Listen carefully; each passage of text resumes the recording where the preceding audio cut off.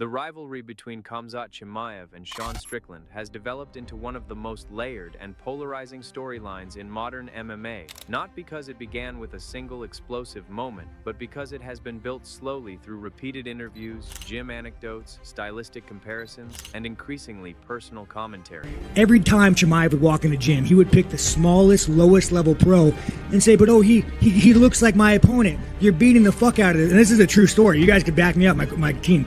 He would pick the smallest guy, Chimaev. What makes this feud especially compelling is that it sits at the intersection of sport, personality, and perception, where competitive claims blend with narrative building, and where every statement adds another layer to a rivalry that still lacks a definitive in-cage conclusion. We need to talk about Mr. Chimaev. All right, let's talk about this fucking guy. You fled a country, you went back, and you got buddy-buddy with a dictator, and you fled again.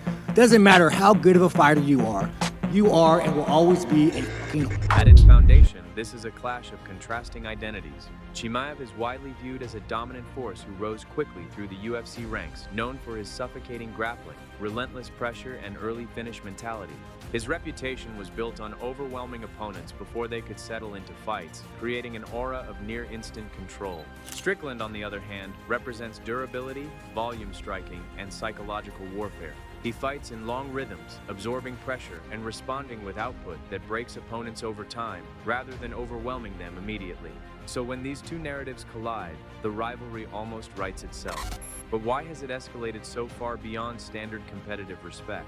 A major factor is how both fighters communicate. Strickland is known for blunt, unfiltered interviews where he critiques not only opponents, but also broader themes in MMA, including toughness, consistency, and legitimacy. That's the guy who was beating you up every day in the gym, man. So, how many times I saw meet the guy? How many times I beat him, man? I went to his coach, man. He went to his coach, please tell the guy, man, go easy, go easy. And the guy going with this different, he said, like, I went crazy with some guys who was going 166 or this shit, man. He's lying, man. His comments about Chimaev often revolve around perceived inconsistencies, especially fight inactivity, injuries, and questions about whether Chimaev's dominance can be sustained against elite opposition over time. Chimaev, in contrast, tends to project certainty rather than debate. His responses are typically short, confident, and dismissive of criticism. He frames the conversation around performance. If the fight happens, the outcome will speak for itself. This difference in communication style creates a feedback loop. Strickland expands the narrative, and Chimaev compresses it back into simple dominance claims. But the rivalry did not intensify solely through media interviews. It also draws from gym-related narratives that have been repeatedly referenced. Well, I think you held your own standing, but on the ground, he does what he does. Did he fuck me up on the ground? I want your honest opinion, tell me. He made you tap a couple of times, the schmo saw it, but do you want the world to know this stuff or what? You can tell the world. Listen, guys, jiu-jitsu, I do the fucking man game, the fucking man dance. Strickland has claimed that in training environments, particularly during wrestling exchanges, he has been able to compete with or even outperform Chimaev in certain scenarios. These claims are often used to challenge the perception that Chimaev is untouchable in grappling exchanges. However, MMA history shows that sparring stories are rarely straightforward indicators of fight night reality. Training sessions involve controlled intensity, specific goals, and often situational constraints. Fighters also experiment in ways they would never do in actual competition. That raises a key question. Are these gym stories evidence of real competitive parity, or simply fragments of controlled environments being reshaped into public narratives?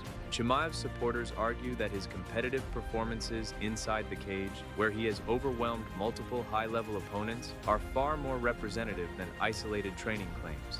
His ability to impose wrestling pressure, transition quickly to dominant positions, and finish fights early has been his defining trait. From that perspective, gym anecdotes carry limited weight compared to sanctioned competition. As the rivalry expanded, it also became entangled in broader discussions about credibility and consistency. Strickland has often framed elite MMA competition as requiring constant presence and willingness to fight frequently against top opponents. Man, when I felt that tap, dude, greatest day of my life. I'll tell you what, first fight in UFC, every fight, every time I step in this cage, I'm gonna get better. I'm gonna make this my home. In his view, prolonged inactivity or selective matchmaking weakens a fighter's claim to dominance. Chimaev, while highly successful, has experienced interruptions in his fighting schedule due to injuries and other factors, which Strickland has used as part of his critique. Chimaev's counterpoint is simple but powerful. Dominance matters more than frequency. From his perspective, when he does compete, the outcomes are decisive enough to silence debate. That philosophical divide, activity versus dominance, has become one of the quiet engines driving the rivalry forward. Another important layer involves fighting styles and how each man envisions victory in a potential matchup. Strickland's approach relies heavily on defensive awareness, high-volume striking, and the ability to maintain composure under pressure. He is difficult to break mentally and physically, often continuing at a steady pace even when absorbing damage. His style is not built on explosive moments, but on attrition and consistency across 5 rounds. Chimaev's style is almost the opposite. He seeks immediate control, forcing opponents into defensive grappling exchanges where he can dictate positioning.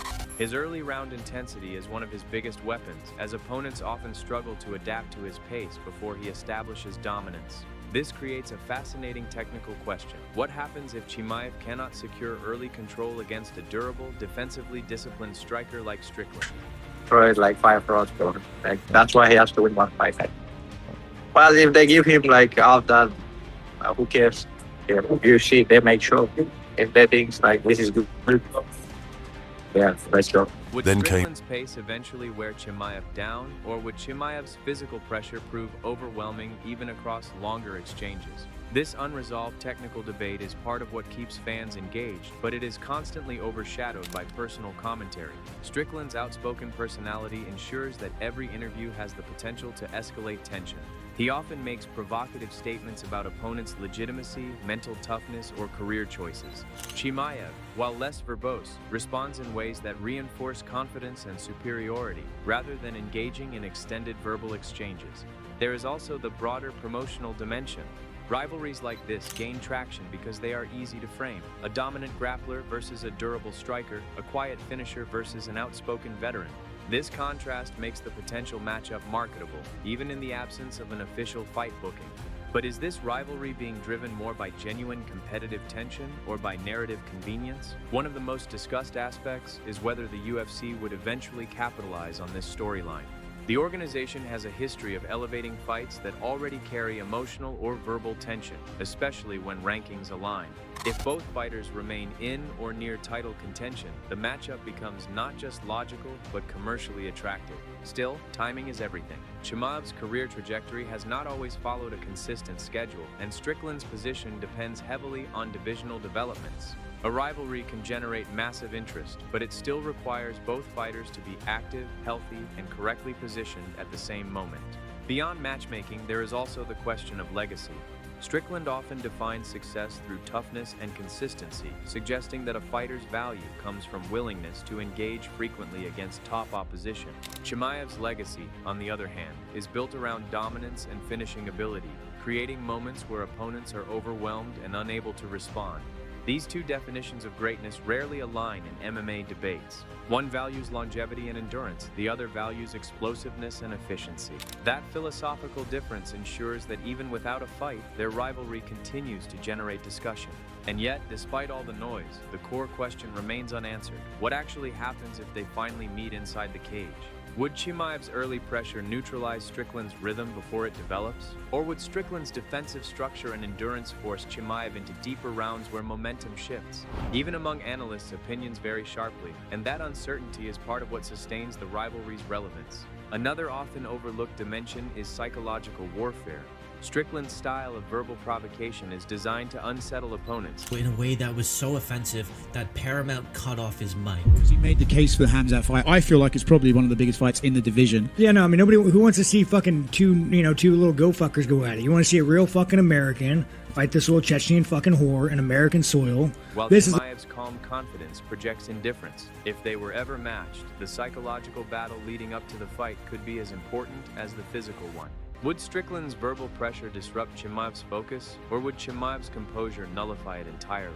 At this point, the rivalry exists in a suspended state, active in media, active in fan debate, but inactive in competition. Each interview adds fuel, each quote becomes ammunition, and each performance in the division reshapes how fans interpret the matchup. So the final question is not just whether they will fight, but whether MMA will ever get a definitive answer to the contrast they represent. Is Chimaev's dominance enough to overcome Strickland's durability and experience? Or does Strickland's consistency and resilience expose gaps in Chimaev's high-intensity style? Until the cage door closes between them, the rivalry will continue to grow, not because it has been resolved, but because it has not. Would you like it? Hit the like button and subscribe to our channels for more interesting and informative videos.